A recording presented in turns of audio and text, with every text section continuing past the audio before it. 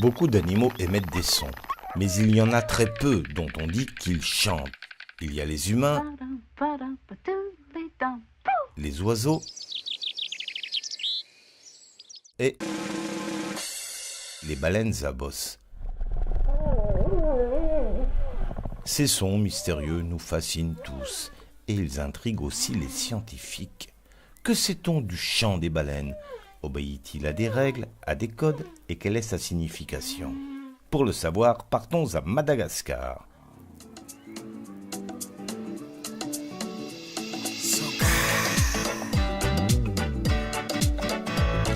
Précisément sur la petite île de Sainte-Marie, sur la côte est de la Grande Île. Nous retrouvons l'équipe d'Olivier Adam, chercheur au CNRS, qui travaille avec l'association Setamada de protection et d'observation des baleines. Tous les bateaux, si vous observez des mères baleineaux, il faut donner les coordonnées à Research. Mais pourquoi venir jusqu'ici pour étudier les baleines ? Eh bien, car les côtes malgaches sont très appréciées de ces animaux. Les baleines de l'hémisphère sud se nourrissent en Antarctique et se rendent de juillet à octobre dans les océans Atlantique et Indien pour se reproduire et mettre bas. Chaque année, elles parcourent 16 000 km aller-retour pour se rendre dans ce qui est à la fois une chambre à coucher et une maternité. Elles sont à 9 heures là. À peu près même distance, mais 9 heures. 1, 2, 3, 4. Tu vois, ils sont 4. Voici la reine des lieux, la baleine à bosse. Une quinzaine de mètres de long. Son nom vient de la forme arrondie de son dos quand elle plonge. Il y en a qui ont la bosse des maths, mais elle, on pourrait dire qu'elle a la bosse du chant. Enfin, elles n'avancent pas beaucoup, mais bon, ça... Elles n'avancent pas parce que nous, avec pas ce vent... Ouais. Jean, tu peux nous faire une photo avec un objectif sur la dorsale de la première baleine, au niveau de la... Elle a une trace blanche. Alors pas celle-ci. Attends, là, regarde, surface. Voilà, celle-ci, là.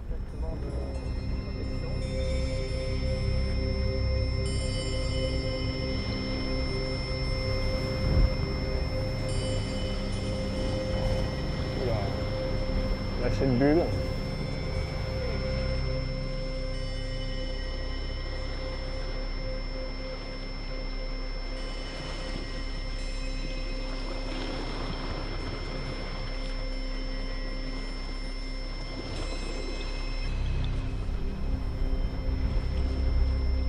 Wow. Elle à chaque fois. Ok. Alors, on va essayer d'enregistrer. De voir déjà s'il y a du son. Donc prends ce câble plutôt, ce câble et le zoom est là. Pour enregistrer ce chant, il suffit d'immerger un hydrophone, c'est-à-dire un microphone qui résiste à l'eau. Il n'y a pas le casque parce que sinon on n'entend rien. Je vais mettre l'hydro. Les baleines peuvent chanter durant des heures. Dans cette immense salle de concert qu'est l'océan, les chants des baleines peuvent s'entendre à des dizaines de kilomètres. A priori, rien de bien mélodieux dans ce chant. On dirait des sortes de grincements ou de couinements.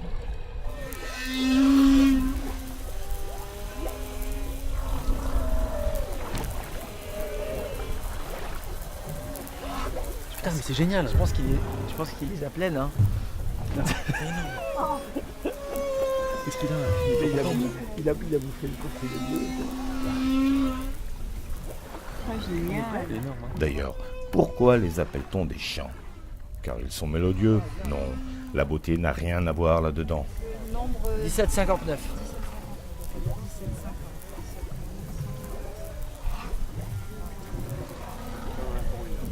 Pour les scientifiques, le terme de chant a un sens précis. Il désigne des successions de sons variés qui forment des motifs, des refrains pourrait-on dire, et se répètent au cours du temps.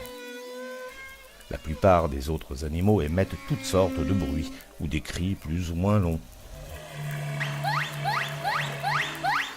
Et même si l'on parle parfois du chant des cigales, le terme est abusif, car il s'agit d'un son unique répété à l'infini. Mais de longues séquences complexes et variées, des chants donc, n'existent que chez 3 types d'animaux. Les oiseaux, les humains et les baleines à bosse. Il y a 20 espèces de mysticètes. Donc les mysticètes, c'est les grandes baleines, d'accord, baleine bleue, baleine à bosse, baleine franche, etc. Et dans toutes ces mysticètes, seule la baleine à bosse émet des vocalises qui sont travaillées, qui sont complexes.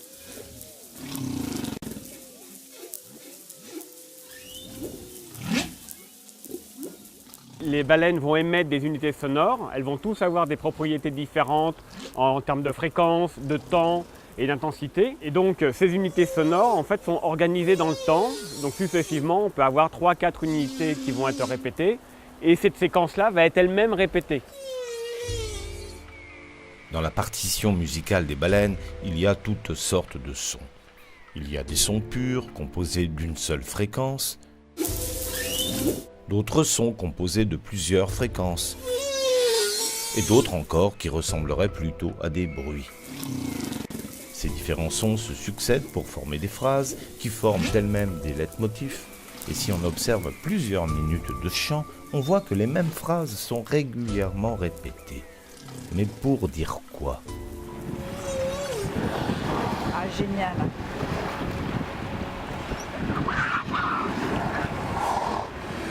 Ah, c'est extraordinaire là. Ok. Attends. Ah oui.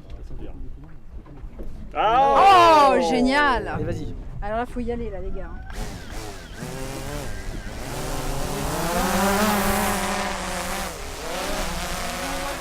Pour savoir à quoi servent les chants, il faut non seulement écouter les baleines, mais aussi les observer. S'il est facile de les entendre, il est bien plus compliqué de les voir. Pour cela, on peut utiliser un drone.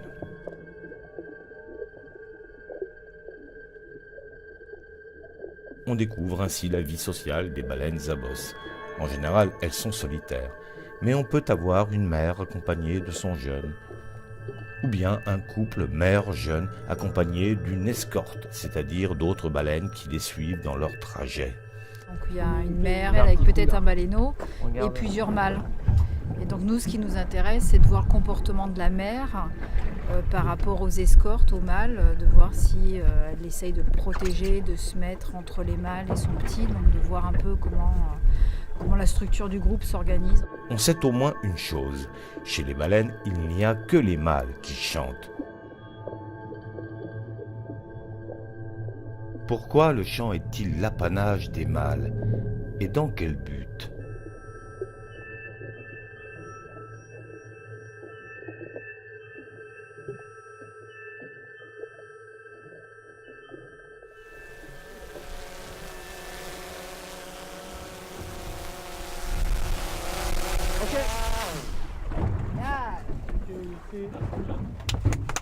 Bravo.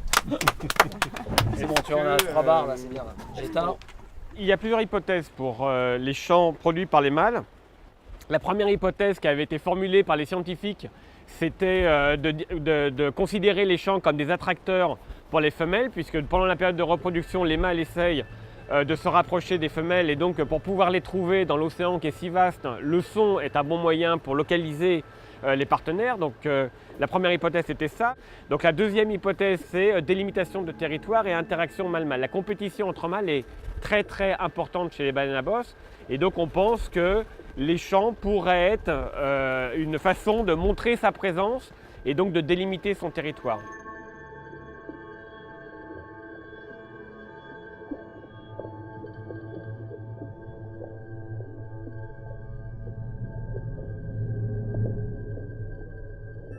L'autre hypothèse, c'est que grâce au chant, on peut donner des informations, enfin le chanteur peut donner des informations sur lui-même, il peut donner des informations sur sa corpulence, sur son état de santé, sur son âge. Donc probablement, il peut transmettre à la femelle des informations sur lui-même, quoi.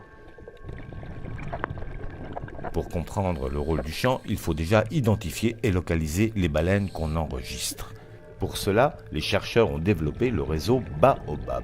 Le réseau Baobab est très simple, au départ, c'est de mettre très au large un réseau d'hydrophones en 30 et 40 mètres de profondeur, 1 km des côtes approximativement, ce qui nous permet d'entendre assez loin. On est exactement dans le même cas que si on voulait apprendre un langage, puisqu'en fait le but du jeu c'est quand même d'essayer de comprendre ce qui se passe. Donc si on mettait qu'un seul hydrophone, on aurait l'ensemble du bruit. On imagine un stade, mettons plein de Chinois, et on veut y apprendre le chinois, on n'a aucune notion de la notion de conversation. À partir du moment où on va en mettre plusieurs, on va avoir des directions, des instants d'arrivée, et on pourra connaître qui a parlé et quelle est la réponse par rapport au temps de propagation, ce qui permet déjà de voir s'il y a un comportement social dans le dialogue et dans les sons à ce moment-là. Et donc l'intérêt, il n'est pas que d'enregistrer, il est de dater, de mettre en cohérence l'ensemble des sons, in fine savoir comment dialoguent les mâles essentiellement, comment on peut mettre toutes ces unités sonores en perspective pour en faire un vrai dialogue. Est-ce que c'en est un ou pas, on n'en sait rien aujourd'hui.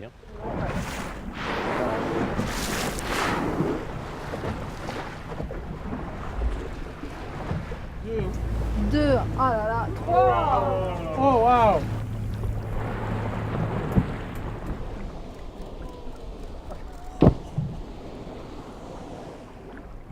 Après un saut, on peut en profiter pour prélever de minuscules fragments de peau perdus par la baleine et qu'on appelle des squames. Je vais fermer ça.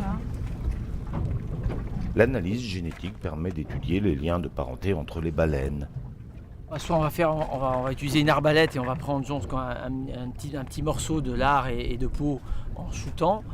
Soit justement là c'est totalement passif puisqu'elle vient de faire des sauts fantastiques et elle va perdre des petits morceaux de squam, ce qui va me permettre de pouvoir être le moins impactant possible dans cette science. En prenant juste avec une pince à épiler, on a exactement le même résultat. Là-dedans là ? Ouais. Non, on l'a pas. Si, il est dedans, regarde. Ah oui, t'as raison.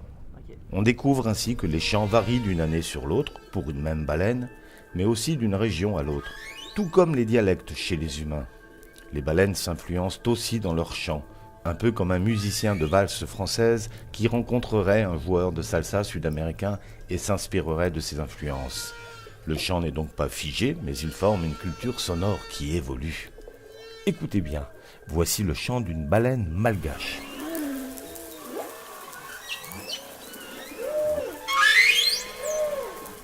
Une de Saint-Pierre et Miquelon,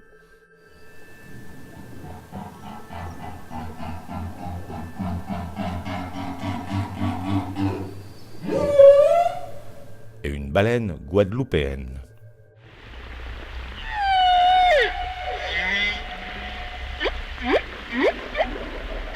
Comment décrypter le chant des baleines? Comment savoir quels sons ont du sens pour elles? Pour le savoir, Olivier Adam a développé une approche originale, étudier les mécanismes physiologiques pour savoir comment les baleines produisent leurs sons. En fait, le système respiratoire des grandes baleines n'a rien à voir avec tous les autres mammifères. Par exemple, pour l'homme, on a les poumons, le larynx, les cordes vocales qui sont dans le larynx, la bouche et le nez qui servent et la langue qui servent à formuler les mots et à produire le son. Pour les mysticètes, déjà la bouche, elle est totalement extraite du système respiratoire puisqu'elle ne respire pas par la bouche mais uniquement par les cavités nasales. Donc on va avoir les cavités nasales, le larynx, les poumons et accroché au larynx un sac qui s'appelle le sac laryngé et qui va avoir pour rôle de stocker l'air qui est envoyé par les poumons. Donc le sac laryngé, c'est comme un ballon qui gonfle lorsque la baleine envoie de l'air des poumons vers cette poche en fait. Et donc elle va pouvoir faire circuler son air des poumons vers le sac laryngé et du sac laryngé vers les poumons. C'est alors que les cordes vocales entrent en action, ce qui fait vibrer le corps de la baleine et rayonner le son à l'extérieur. De tous les sons émis par la baleine, il y en a un qui intrigue particulièrement l'équipe d'Olivier Adam, c'est le vocal fry, ou friture vocale en français.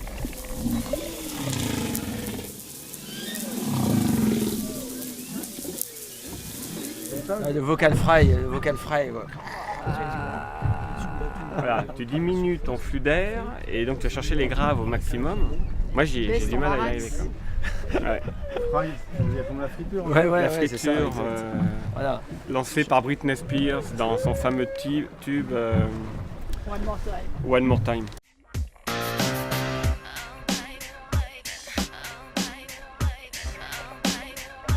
Cette façon de chanter a un côté sexy chez les humains, mais chez la baleine. Quelles informations ces sons donnent-ils sur l'animal qui les émet? Nous, on s'intéresse à l'individu. En fait, ce qui nous manque à l'heure actuelle, c'est la signature individuelle. Par exemple, si moi je parle, une fois que tu m'as entendu, tu vas pouvoir reconnaître ma voix. Au son de ma voix, tu vas pouvoir m'identifier. D'accord ? On fait ça sur les hommes, ça marche très bien. On fait ça sur différentes espèces animales, ce qui marche bien. Sur les mysticètes et sur les cétacés en général, on a du mal à le faire. Alors que l'information doit être quelque part dans les unités sonores, mais on n'arrive pas à l'identifier jusqu'à maintenant. Les chercheurs s'intéressent aussi à des sons assez bizarres. Il est possible que certains sons qui nous paraissent insignifiants aient du sens pour la baleine, comme ceux-là qui ressemblent à des bruits.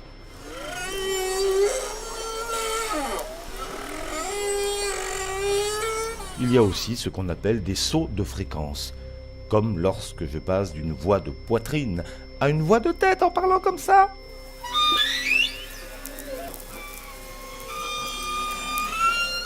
Cela pourrait ressembler à des fausses notes ou des raclements de gorge, mais ce genre de son est émis si souvent que les scientifiques pensent qu'ils peuvent transmettre des informations. Mais pour dire quoi ? On ne sait pas encore.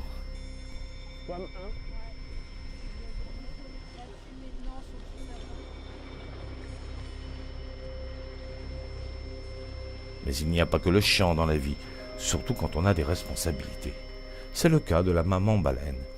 Elle s'occupe de son jeune durant toute une année, et pour ça, il faut communiquer. Mais de quelle façon ? C'est ce que veut comprendre la chercheuse Anzara Saloma. On place sur les baleines un microphone, appelé acousonde, pour enregistrer les sons au cours de leur trajet. Ok, donc voilà, ça c'est l'acousonde, donc on a toute la partie électronique ici, et la partie jaune qui est la partie flotteur. Et ensuite, on a les ventouses, donc c'est muni de 4 ventouses qui vont être du coup collées sur la peau de la baleine. Non, attends, vas-y, attends, il va remonter encore, attends. Les femelles baleines ne chantent pas, c'est-à-dire qu'elles n'émettent pas de longs motifs complexes comme les mâles. En revanche, elles émettent une multitude de sons très courts. On les appelle des sons sociaux, car ils servent à maintenir des contacts, en l'occurrence entre la mère et son jeune.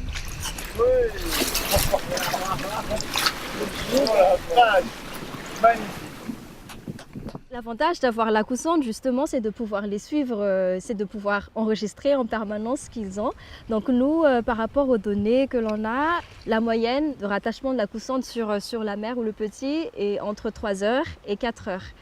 Et ce qui veut dire qu'on peut vraiment suivre leurs activités. L'avantage, c'est que l'on arrive à voir les vocalises qui sont en profondeur et en surface. Et c'est là qu'on a réalisé que la majorité des activités sonores qu'ils produisent, en fait, sont produites pendant que la mère et le baleineau se retrouvent en surface.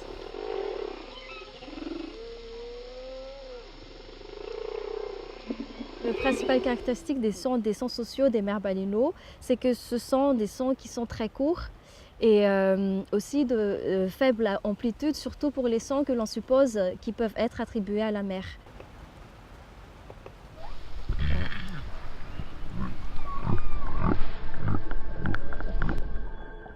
Pour les sons sociaux comme pour le chant, on est encore loin d'avoir écrit le dictionnaire humain-baleine.